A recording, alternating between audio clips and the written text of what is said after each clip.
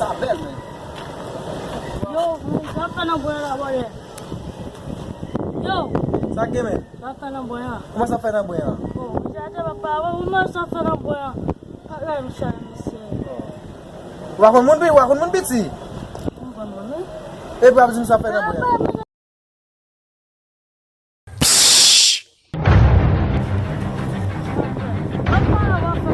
Tamo biti, wa kon ki mun fè ça là bas. Tamo sofre mla men. Pou ka fut mon kalot men. Yo biti men. Yo ba ka mun son men. Kuma ka mun son men. Pita jabla. Pita jabla.